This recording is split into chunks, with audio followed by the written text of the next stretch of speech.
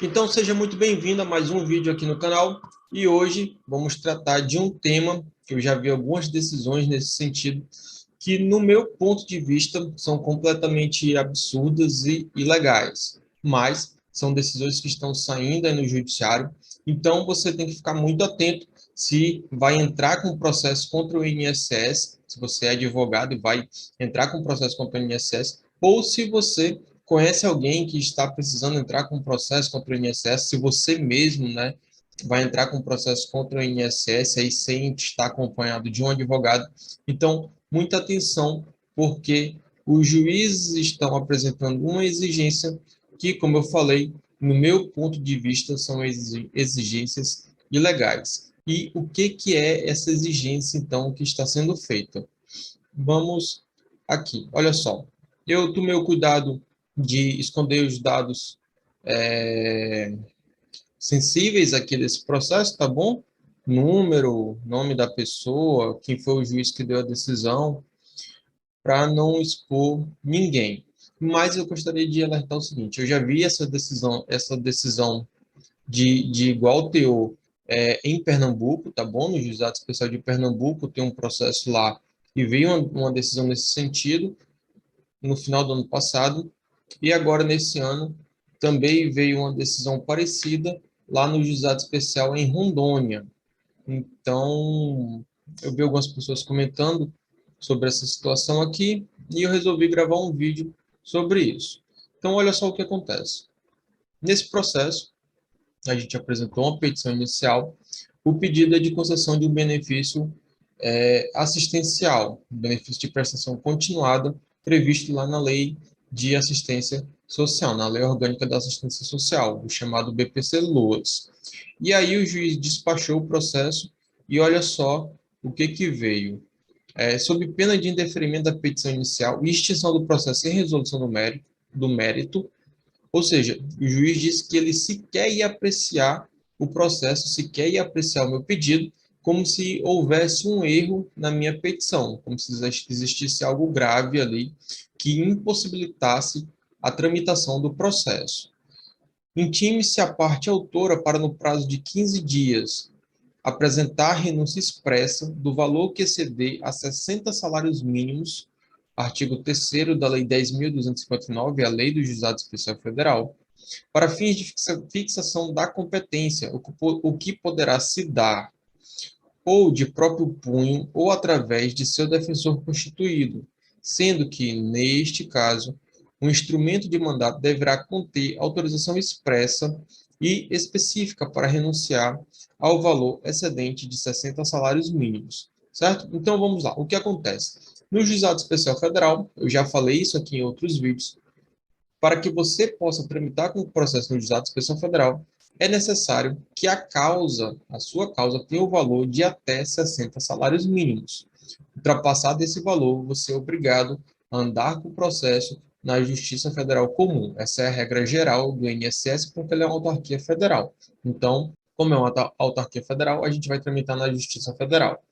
Sendo até 60 salários mínimos a competência do Juizado Especial Federal, e ultrapassados 60 salários mínimos, a competência é da Justiça Federal Comum. Inclusive, essa competência é absoluta.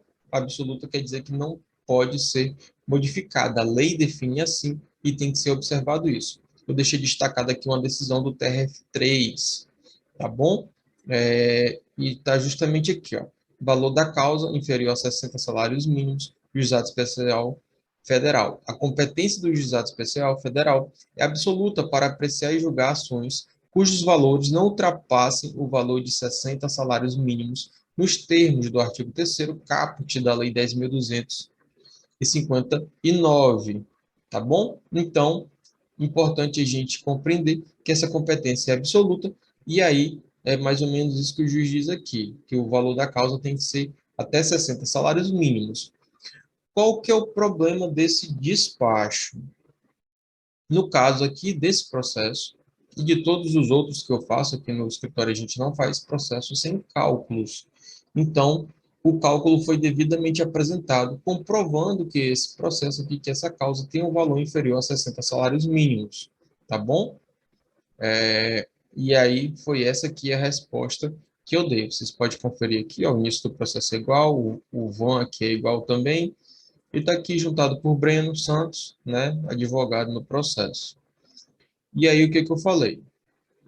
Quanto à primeira determinação, que é justamente essa aqui, da apresentar a renúncia, né, dos valores que excederem 60 salários mínimos. E aí o que que eu respondi aí, nesse despacho judicial?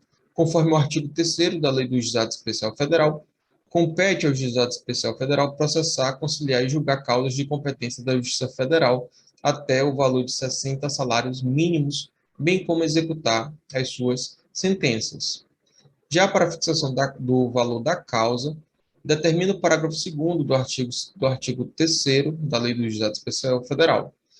Quando a pretensão versar sobre obrigações vincendas para fins de competência do Juizado Especial Federal, a soma de 12 parcelas não poderá exceder o valor referido no artigo 3º caput.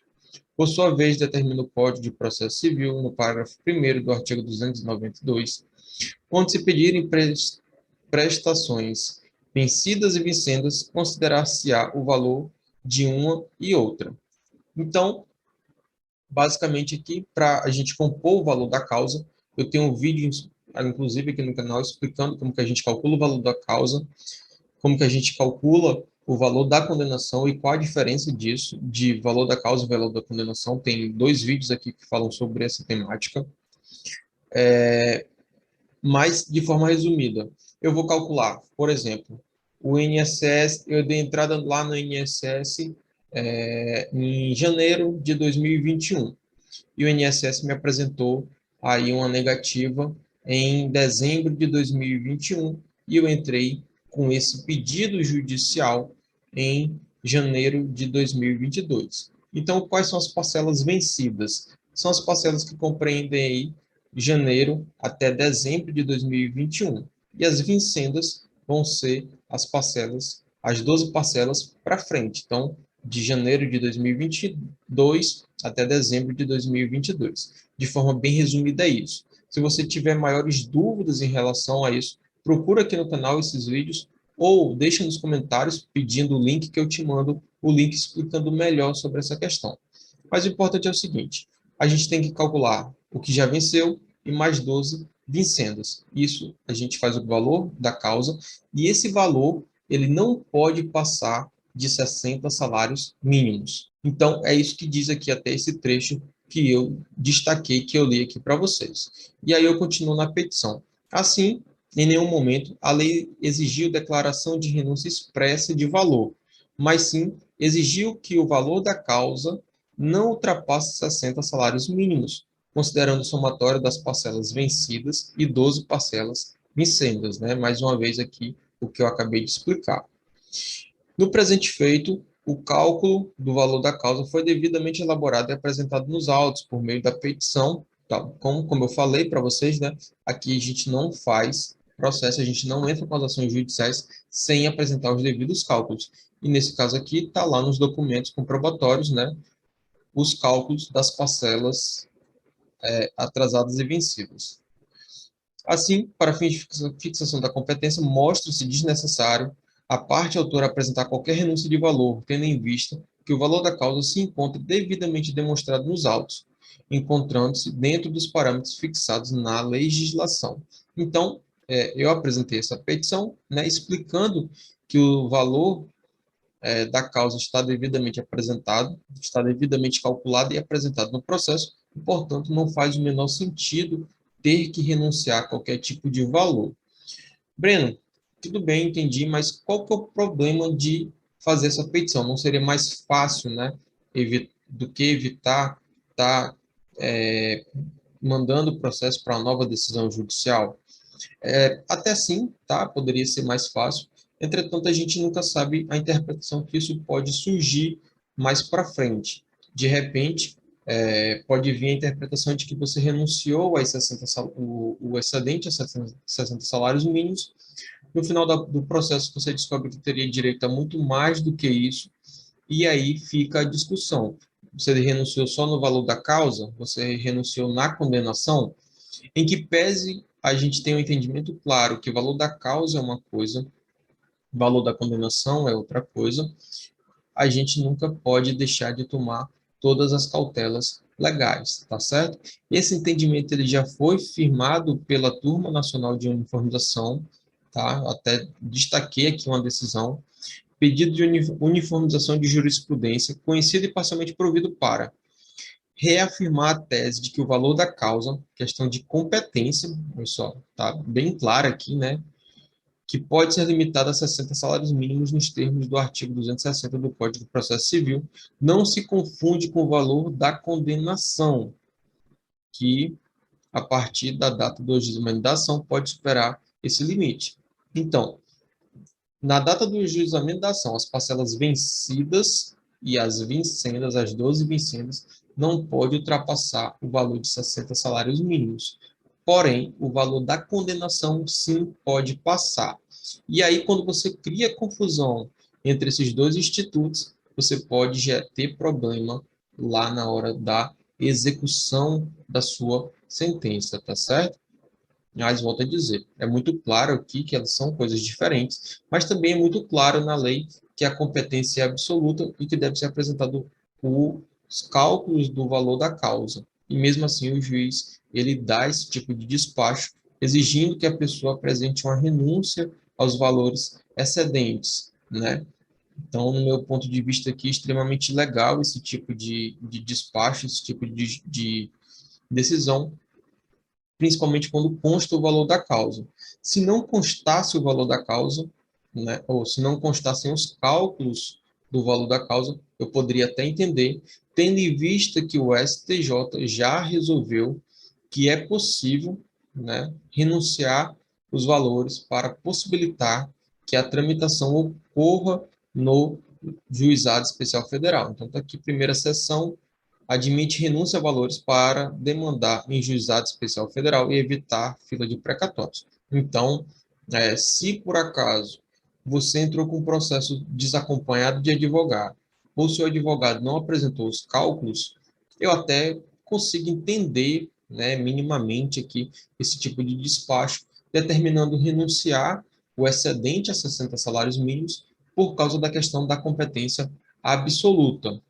Por outro lado, em caso de apresentação dos cálculos em que foi devidamente demonstrado que o valor da causa não ultrapassa 60 salários mínimos, eu não vejo sentido nenhum, né? E para mim é completamente ilegal esse tipo de despacho. E ele deve ser combatido aqui pelos advogados, tá?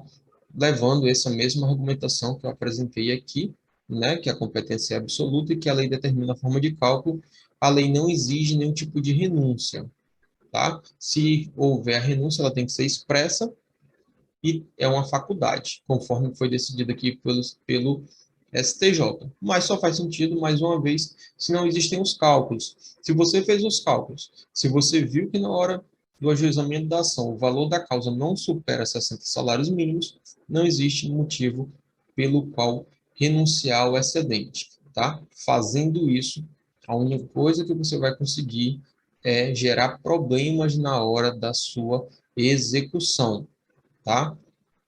Então, não faça isso. Tem até alguns pontos interessantes aqui. Olha só, na fase de execução, essa é a decisão da Turma Nacional de Uniformização. Na fase de execução, o juízo monocrático facultou à parte autora a eleição do requisitório, 60 salários mínimos ou precatório, com manifestação da autora no sentido de que não renuncia. Então, tá vendo? Aqui veio a proferir decisão utilizada para que se expressa requisitório, ignorando que antes fora o próprio juízo a perquirir a vontade da autora. Então, nesse caso aqui, a gente já estava na fase de execução, né? E aí se ultrapassou o limite de 60 salários mínimos. Então, deixa mais forte aqui que no Juizado Especial Federal, em que pese o valor da causa não pode, né, não poder superar o limite de 60 salários mínimos no valor da causa, o valor da execução sim pode ultrapassar. E essa aqui o juiz determinou a expedição de requisição de pequeno valor, ou seja, limitou os 60 salários mínimos, e a decisão terminou sendo cassada pela Turma Nacional de Uniformização, justamente porque não existe essa limitação no juizado especial federal no caso da execução. E aí, no caso em apreço, a sentença corretamente, diga-se de passagem, limitou o valor da execução na data do ajuizamento da ação a 60 salários mínimos, nada dispondo a respeito dos atrasados a partir dessa data. Então, como eu disse, né, aqui na data do ajuizamento da ação não pode passar de 60 salários mínimos. É importante ver que aqui também existe uma incongruência técnica, né? O valor da execução, na verdade, aqui é o valor da causa, e aí algum erro que passou batido na hora de digitar aqui essa decisão. Mas o valor da causa, tanto que aqui está bem claro que é na data do ajuizamento da ação. Tá bom? Outros detalhes importantes, vamos ver aqui se tem mais algo. É indubitável que o valor da causa e o valor da condenação não se confunde, mesmo que ainda persista entendimento contrário nos gigantes juizados de expressão federal do país. A jurisprudência pacífica do STJ e da Turma Nacional de Informação é a de que o valor da causa para fins de competência deve ser entendido nos termos do artigo 260 do Código de Processo Civil, não podendo a soma de 12 parcelas vincendas e os atrasados até a data do julgamento da ação ultrapassar 60 salários mínimos, embora não se possa renunciar às parcelas vincendas, perfeitamente possível a limitação e renúncias aos atrasados para a eleição do rito do juizado especial, dos juizados especiais. Então, como eu falei, é uma faculdade da parte, né? Se a pessoa quiser, na hora de entrar com o processo, ela pode renunciar ali o que excede os 60 salários mínimos. Então, só para a gente consolidar aqui o entendimento. Competência do juizado especial federal, até 60 salários mínimos. Ultrapassado esse valor, competência da Justiça Federal comum, tá certo? Agora, posso renunciar o valor que excede 60 salários mínimos para que o meu processo possa caminhar no Juizado Especial Federal? Sim, posso, mas isso é uma faculdade da parte. O juiz ele não pode obrigar a parte a renunciar a esses valores. Como que eu faço para demonstrar, então, que a competência do Juizado Especial Federal e eu não quero renunciar a nenhum tipo de valor, fazendo exatamente os cálculos que demonstram qual é o valor correto da causa. Nesse caso, o juiz ele não pode determinar que haja renúncia ao valor da causa, que haja renúncia aos valores que excedem 60 salários mínimos, justamente porque você apresentou os cálculos e demonstrou que a sua ação não ultrapassa o limite de 60 salários mínimos para o valor da causa, tá certo? O valor da sua execução não tem problema.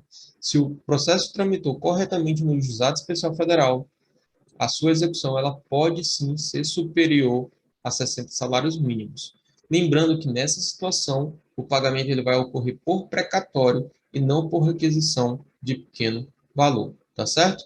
Se você ficou com alguma dúvida, deixe aqui nos comentários, faça a sua pergunta que a gente volta a esclarecer mais uma vez, a gente volta a gravar outros vídeos se for necessário, tá bom? Ative as notificações para você se manter bem informado, dê o joinha aí para ajudar a distribuir esse conteúdo, compartilhe, com certeza você vai ajudar outras pessoas, tá bom? Um grande abraço e até o próximo vídeo.